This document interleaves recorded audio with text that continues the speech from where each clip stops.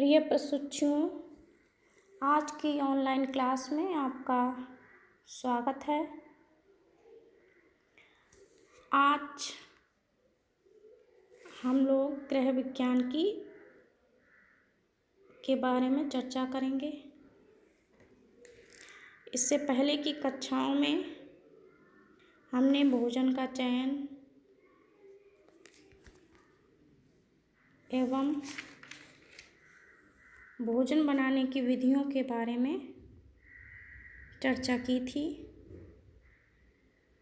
इसी कड़ी में आज हम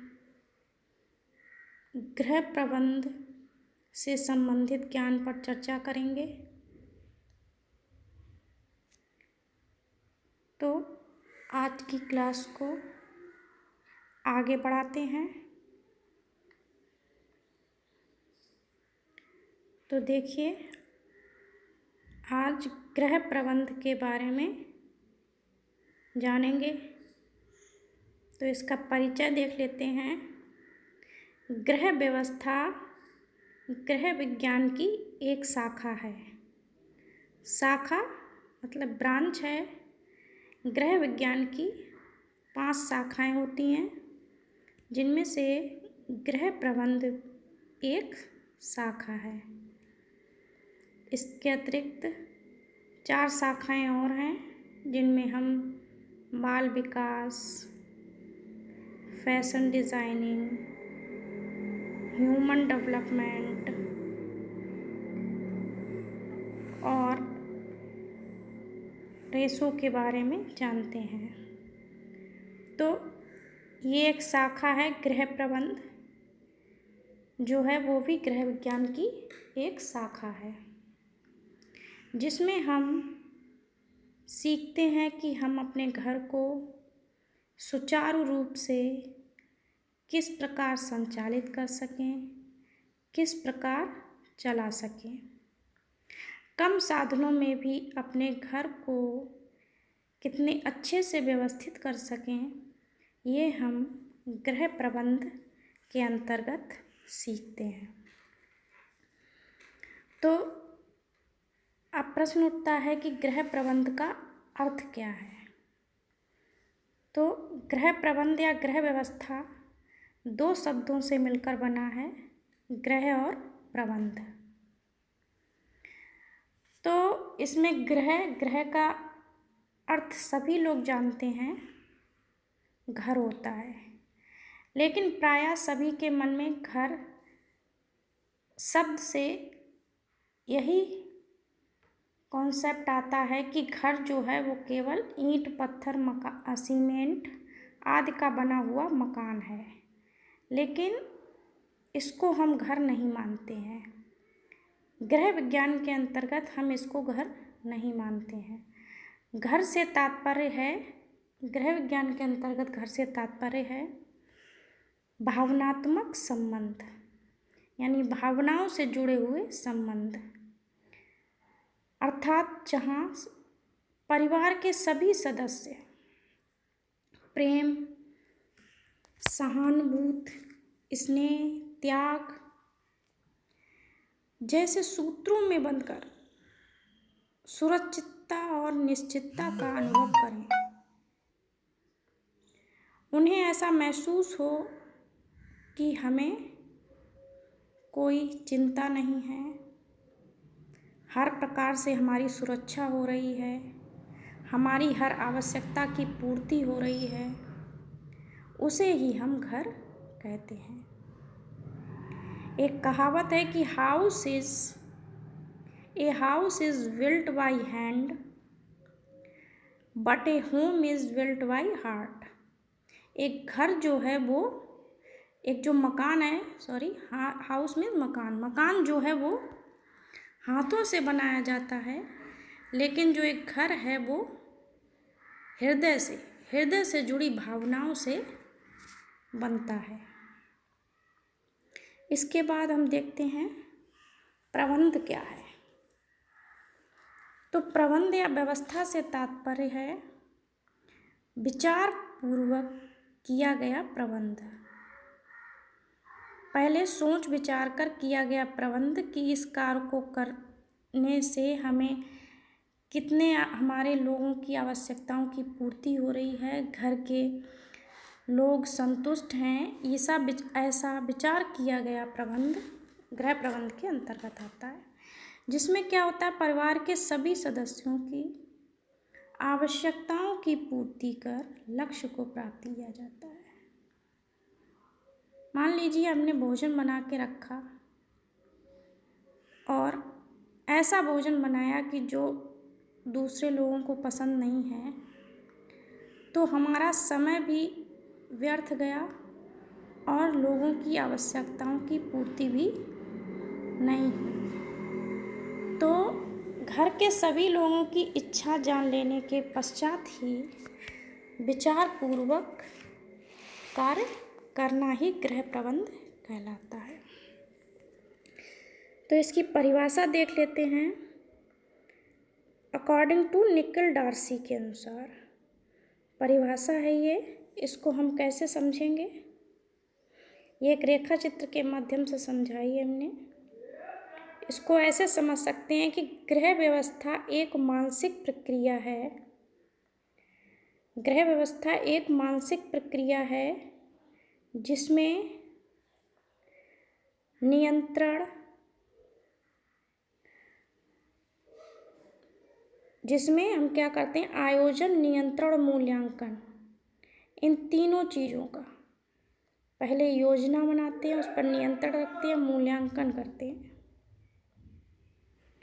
के द्वारा पारिवारिक साधनों का उपयोग करके, आयोजन, नियंत्रण, मूल्यांकन के द्वारा पारिवारिक साधनों का उपयोग करके लक्ष्यों की प्राप्ति की जाती है। ये हमारी परिभाषा है। अब ये हमने बताया है कि पारिवारिक साधनों का उपयोग करके, तो पारिवारिक साधन कौन से हैं? धन, समय, शक्ति, भौतिक वस्तुएं, ज्ञान, कौशल, रुचि, योग्यता, ये हमारे साधन हैं। इनका उपयोग करके हम अपने लक्ष्यों की प्राप्ति करते हैं। तो परिभाषा केवल सीधी सी यह है कि गृह व्यवस्था एक मानसिक प्रक्रिया है जिसमें हम आयोजन, नियंत्रण और मूल्यांकन के द्वारा पारिवारिक साधनों का उपयोग करके लक्ष्यों की प्राप्ति करते हैं। अब हम देखते हैं गृह प्रबंध की विशेषताएं, कैरेक्टरिस्टिक्स ऑफ होम मैनेजमेंट। तो इसमें पहली हेडिंग है, प्रबंध एक प्रक्रिया है। प्रबंध जो है वो एक निरंतर चलने वाली प्रक्रिया होती है जिसमें हम आयोजन, नियंत्रण और मूल्यांकन के द्वारा परिवार के मानवीय तथा भौतिक साधनों का उपयोग करके लक्ष्यों की प्राप्ति करते हैं। उनके लक्ष्य, उनकी आवश्यकताओं की पूर्ति करते हैं। अगली है, प्रबंध एक सामाजिक प्रक्रिया है। गृह प्रबंध जो है वह एक सामाजिक प्रक्रिया है। प्रत्येक परिवार के सभी सदस्यों की कुछ सामान्य और कुछ विशेष आवश्यकताएं होती हैं। व्यवस्थित घर में सदस्य मिलजुल कर प्रेम व स्नेह की भावना से इन आवश्यकताओं की पूर्ति समाज में रहकर करते हैं। अगली है, प्रबंध व्यक्तियों का विकास करता है। प्रबंध से व्यक्तियों का विकास भली भांति होता है क्योंकि उनके मानवीय और अमानवीय साधनों का उपयोग किया जा सके, उनकी मानवीय शक्ति को इतना कुशल व योग्य बना दें कि वह गृह व्यवस्था सुचारू रूप से कर सके। प्रत्येक व्यक्ति का जो विकास है वो घर में रहकर ही होता है। अगली है, गृह प्रबंध कला एवं विज्ञान दोनों है। गृह प्रबंध तो है वो कला और विज्ञान दोनों है। गृह प्रबंध के अंतर्गत हम कलात्मक और वैज्ञानिक दोनों प्रकार से गृह प्रबंध करते हैं। विज्ञान की दृष्टि में प्रबंध को विभिन्न परीक्षणों के द्वारा, प्रयोगों के द्वारा नियम लागू कर उन पर अपनी कार्य प्रणाली में सुधार करते हैं। और कला पक्ष में हम किस प्रकार सभी परिवार के सदस्यों की आवश्यकताओं की पूर्ति करें, किस प्रकार लक्ष्यों को प्राप्त करें, इसका चतुराई से प्रयोग करना कला के अंतर्गत आता है। आगे हम देखते हैं कि एक अच्छी गृहिणी के क्या गुण होने चाहिए। एक अच्छी गृहिणी में क्या क्या गुण होने चाहिए। पहला है बुद्धिमत्ता का होना। बुद्धिमत्ता यानी बुद्धिमान होना चाहिए। गृहिणी को बुद्धिमान होना चाहिए। उसे दैनिक कार्यों को व्यवस्थित करने में, धन की व्यवस्था करने में, घरेलू सामग्री का चुनाव करने में, बच्चों की देखभाल, सभी के स्वास्थ्य और स्वच्छता को बनाए रखने का ज्ञान गृहिणी को, एक अच्छी गृहिणी को होना चाहिए। कहा जाता है कि घर जो है वो गृहिणी से ही बनता है, इसलिए गृहिणी को विवेकशील होना अति आवश्यक है। उत्साह, गृहिणी को घर के कार्यों को रुचि, लगन, उत्साह के साथ करना चाहिए, तो उसके परिणाम जो हैं वो संतोषजनक प्राप्त होते हैं। नवीन उपकरणों, नई विधियों को प्रयोग में लाकर अपने कार्यों को सुधार में करना चाहिए। उचित मार्गदर्शन के द्वारा बच्चों का सर्वांगीण विकास करना चाहिए और प्रत्येक कार्य को उत्साह से भरकर करना चाहिए। अगली है सहनशीलता। तो गृहिणी को अपने परिवार के सदस्यों के प्रति सहनशील होना चाहिए। सहनशील रहकर ही वह उनकी आवश्यकताओं, समस्याओं और कठिनाइयों को समझ सकती है और सबकी प्रिय बन सकती है।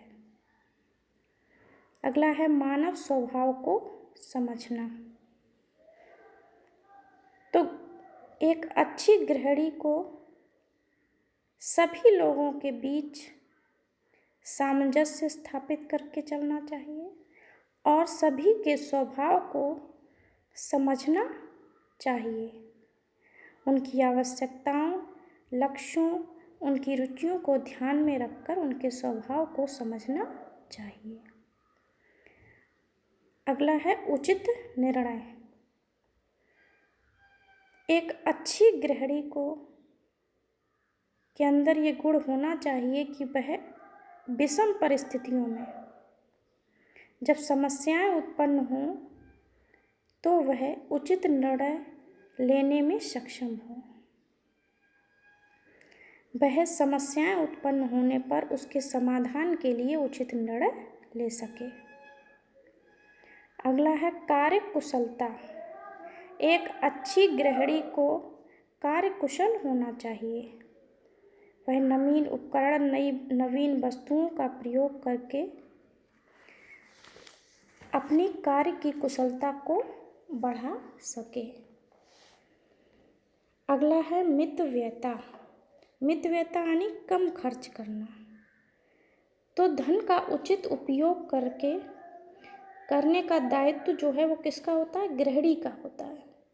तो एक कुशल गृहिणी घर की आय व्यय संबंधी व्यवस्था को संतुलित रखती है। तो उसे यह ध्यान रखना चाहिए कितनी हमारी आय है और कितना हमें किस किस मद पर खर्च करना है। तो अपनी आय के अनुसार ही हमें व्यय यानी खर्च करना चाहिए। आवश्यकताओं पर अधिक और जो टाली जा सके उन पर कम खर्च करें। यह ध्यान में रखकर वह एक कुशल गृहिणी बन सकती है। तो आज हमने गृह प्रबंध के प्रकरण पर चर्चा की। इसी के साथ आज की ऑनलाइन क्लास समाप्त होती है।